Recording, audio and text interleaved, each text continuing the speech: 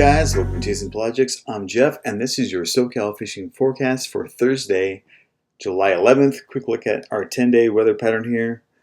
Things are looking pretty sunny, but this fog, moisture, cloudiness stuff has been really messing up our charts here. Not saying that the weather hasn't been nice, but I did not see the sun today, unfortunately.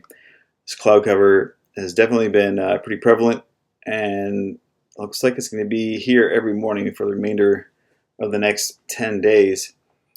Speaking of which, let's take a look at our 10-day weather pattern here on windy.com. And yeah, we got some pretty dreamy wind conditions the next few days here coming into the weekend. The only thing to note is we do have a little low pressure system that's coming up through Baja, and that's going to bring some moisture into our area again, which could bring some thunderstorms to the mountains is what they're calling for. But occasionally that stuff does slide onto the ocean, so I'm not going to rule out 100%, but something we should definitely keep an eye on, especially in the afternoon. Keep an eye on those clouds and kind of see what is happening with that. But other than that, yeah, generally speaking, winds under 10 knots the next 4 or 5 days. So if you're going to be traveling west into those zones, typically hold a lot of wind and swell, looking pretty solid next few days. So I like it. I like it a lot. Just for the actual report. Marine conditions, this is basically for Tanner Cortez. 5 to 10 knots the whole week. Seas 4 to 5. This is swell, not short period. This is all long period ground swell. So nothing to be concerned of whatsoever. However, that cloud cover has really been tearing up these charts here. We got almost nothing to work with here. This is an 8-day, pretty awful. Not much to rely on. Even the 3-day is like, there's no way this water's 62. Sorry, it's definitely warmer than that. We do have some warmer water, but 62. Not believing it, not for a second. So, what has been reported is, say for example, like the 371 area. This has been reported like the 65, 66 degree water, and then a little bit warmer coming inside. Obviously, cooler going west. So, the trend is kind of your friend here. What we see here, but don't rely 100% on it. Unfortunately, this much cloud cover has actually blocked out the chlorophyll chart, so we don't even have that to work with. So basically, the charts are nearly worthless as of right now. So let's work with the bottom detail here and try and put together what we got going on fishing-wise. Coming off that new moon the last few days, sea bass fishing has been pretty decent up here at the Channel Islands. Everything's coming on squid or flukes. Good size of squid at multiple islands. So if you're looking at, go out and chase it. Definitely look near the lunchroom where you can find the squid. Moving further down south, still a little sprinkle at sea bass at Santa Barbara Island, mainly on the west side out in the rough water. But being that conditions are pretty nice this weekend, if you're looking for sea bass, that might be potentially a good option to go poking around there. San Nick, not a whole lot of reports of people fishing the island proper. Mainly just people out here doing some offshore fishing. We'll get into that here shortly. Catalina, summertime boat traffic. This is the prime time from 4th of July to Labor Day. So if you want to avoid the boat traffic, stay off the front side of the island, move to the back side. We got pretty good signs of fish here. There's been a pretty good squid nest at Ben Weston for several weeks now, and most of the guys have been commercially fishing squid off it on the regular. There's supposed to be a squid boat out here this weekend, I think coming tonight or tomorrow morning, one of the two. So Channel 11 is your best way to reach them and find out if they're selling squid, and you can load up and chase some of that sea bass as well. Moving down towards San Clemente Island, most of this bite for the yellows and occasional sea bass has kind of switched from pyramid back to the dunes now that squid is shown back up at the dunes. That's probably going to be your best bet.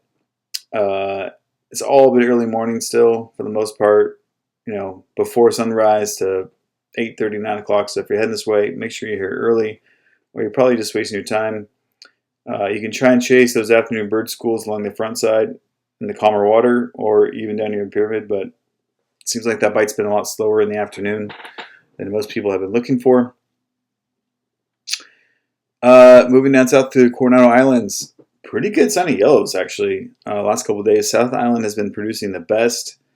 Good fishing overall. It seems like some of the offshore fish that we've been seeing on the patties, although there hasn't been a lot of patties, and this calm wind, not really sure how that's going to play out. Not really being lined up very well. So it seems like the island fishing at the Coronados is going to be a little bit better than offshore fishing for yellows if you're going for yellows. Just keep that in mind. Overall, bluefin, we'll start up here. The escarpment northwest of San Clemente Island has mainly been producing fish on the west side out to the 7-Eleven. A lot of sport boats in this area, unfortunately, so you might have to battle that. But this has been primarily the big fish zone, fish up to 250. Nighttime's working, daytime's working.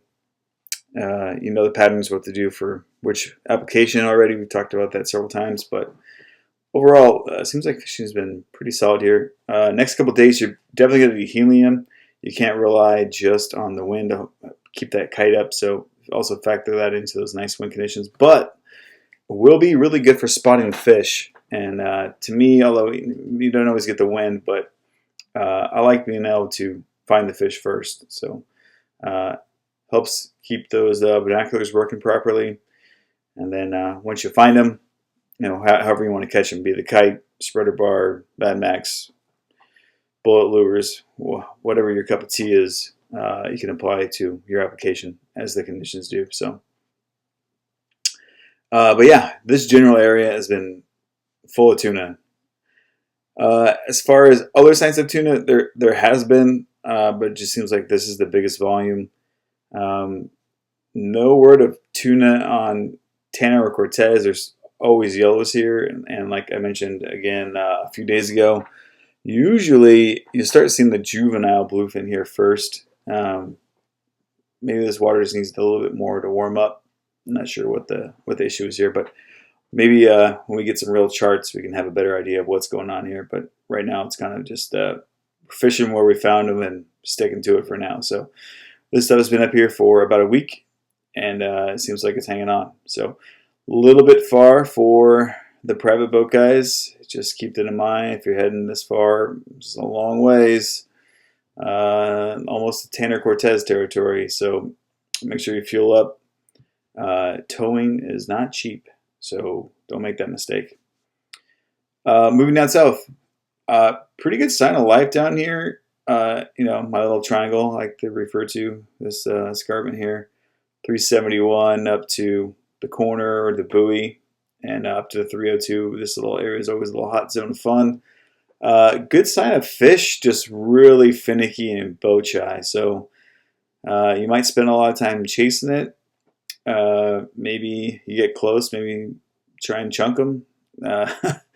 You might have to adapt a little bit here, but this stuff seems like it's been a little bit on the shy side.